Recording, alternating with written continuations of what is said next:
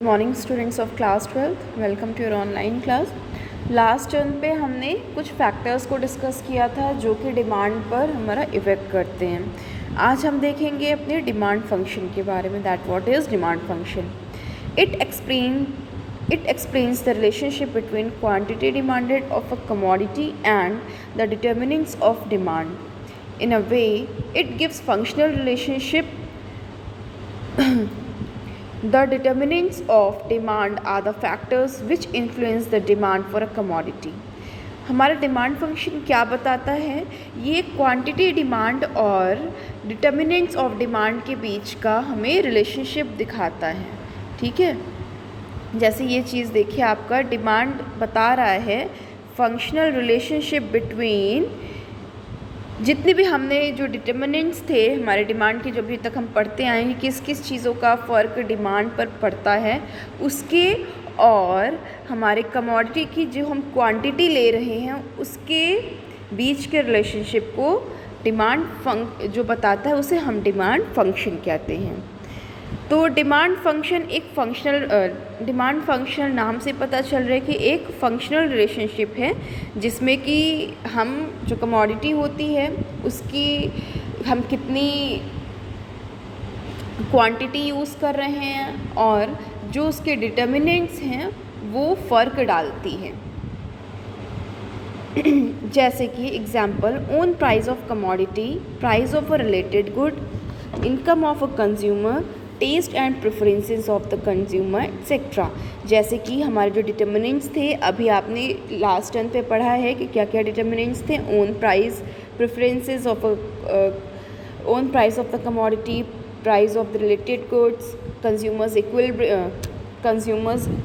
Income, taste and preferences, इन सब चीज़ों के और हमारा जो इन सब की हम कितनी क्वांटिटी को यूज़ कर रहे हैं उन दोनों के बीच का जो रिलेशनशिप होता है वो हमारा डिमांड फंक्शन शो करता है। A change in of these factors leads to change in quantity demanded. This demand function depicts the relationship between the quantity demanded and determinants of demand. अगर हम लोग जो क्वांटिटी डिमांडेड होती है उसमें कुछ इंक्रीमेंट या फिर कुछ हेर फेर होती है, कुछ चेंज होता है, इसके फैक्टर्स में अगर कुछ चेंजेस आती हैं तो उसका फ़र्क सीधे हमारी क्वांटिटी पर पड़ता है। उसी के अकॉर्डिंग हमारी क्वांटिटी डिमांडेड भी बदल जाती है। तो जो हमारा डिमांड फंक्शन होता है उसको हम कैसे शो करते हैं? D A is equals to F, bracket में P A, P R, Y and D. Notation है आपकी जहाँ पे डी ए हमारा है quantity demanded for a commodity A at a given time. यानी कि मान लीजिए कोई आपकी कमोडिटी है ए, तो डी क्या शो कर रहा है? उसकी क्वांटिटी डिमांडेड को शो कर रहा है। F stand for a function, P A stand for the commodity price of the commodity, यानी कि जो कमोडिटी है उसकी price. P R indicates the related goods, Y denotes the income of consumer and T denotes for the taste and preferences. Let us now discuss the relationship between the price and demand which is express below in the form of law of demand. Relationship between price and demand को हम लोग law of demand भी कहते हैं। तो law of demand क्या होती है, पहले मैं आपको बहुत ही ब्रीफ में बता देती हूँ। जब हमारे और फैक्टर्स एक तरीके से हमारे नेगलेक्ट कर दिए जाते हैं और फैक्टर्स हमारे स्थिर हो जाते हैं, नेगलेक्ट कर दिए जाते हैं, तब हम लोग जो डिमांड होती है वो सिर्फ़ और सिर्फ हमारी प्राइस पर डिपेंड करती है। तो इस वजह से हम इसे लॉ ऑफ डिमांड कहते हैं, जो कि प्राइस और डिमांड के बीच के रिलेशनशिप को ही बस शो करता है। Statement of a law of demand. The law of demand explain the relationship between the price and quantity demanded of the commodity, assuming other factors affecting the demand to be constant. According to the law, other things being constant, quantity demanded of a commodity is inversely related to the price of the commodity. तो यही चीज़ बताई गई है कि जो law of demand है वो relationship between price and quantity demanded को शो करता है। अगर हम ये मान के चलते हैं कि हमारे जो अदर फैक्टर्स हम लोग यूज़ कर रहे हैं उन्हें कांस्टेंट कर दिया जाए।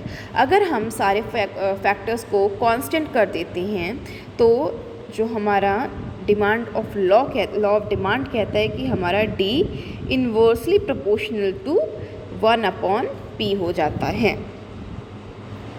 ठीक है, price and demand move in the opposite direction. In other words, when the price of commodity rises, demand falls, and when the price falls, demand rises. Provide factors other than the price remain unchanged. Thus, under normal circumstances, more of commodity is demanded at the lower price and less if it at a higher price. This is our general experience. तो हमारा जो law of demand है ये कहता है कि जो हमारी प्राइस होती है वो डिमांड के ऑपोजिट चलती है। अगर हमारी प्राइस को बढ़ा दिया जाएगा तो हमारी जो डिमांड है उसके ऑपोजिट होकर डिमांड घट जाती है, और अगर हम अपने प्राइस को कम कर देते, कमोडिटी की प्राइस की बात यहाँ हो रही है, अगर हम लोग प्राइस को कम कर देते तो हमारी क्वांटिटी डिमांड बढ़ जाती है।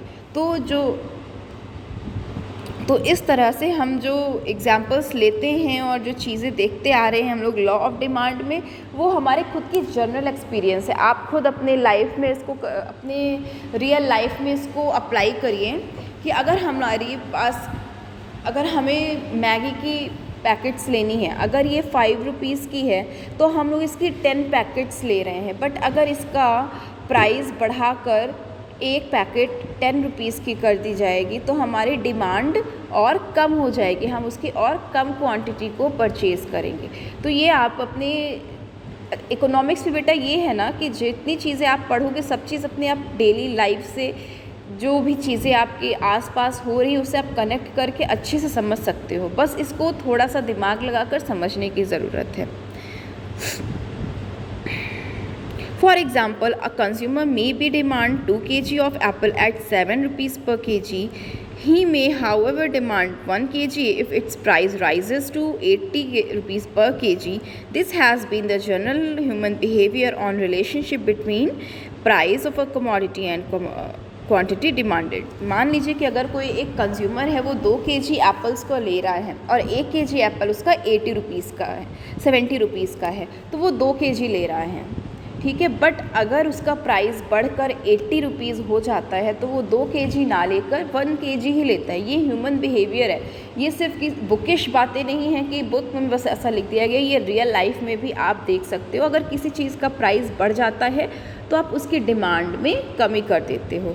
तो ये होता है हमारा लॉ ऑफ डिमांड, जो कि ये बताता है कि हमारा जो डिमांड है वो प्राइस के इन्वर्स यानी ऑपोजिट चलता है। अगर प्राइस बढ़ेगी तो डिमांड घटेगा, प्राइस घटेगी तो डिमांड बढ़ेगा, ठीक है।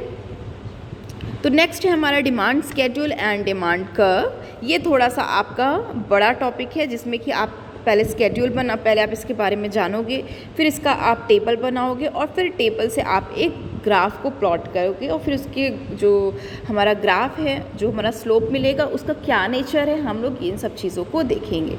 तो उसके लिए हमें पूरी एक क्लास की ज़रूरत पड़ेगी, यानी कि पूरे जो आपकी 10 मिनट की क्लास रहती है उसकी ज़रूरत पड़ेगी, और अभी हमारे पास सिर्फ और सिर्फ 1 मिनट है तो इसमें कुछ आगे नहीं हो पाएगा। आज के लिए आप लोग इतना ही रखिए। लॉ ऑफ डिमांड और डिमांड फंक्शन को हमने आज लिया है, टाइम हमारे पास है और हम लोग अच्छे से चीज़ों को कवर करेंगे, बहुत जल्दी में आगे नहीं बढ़ेंगे।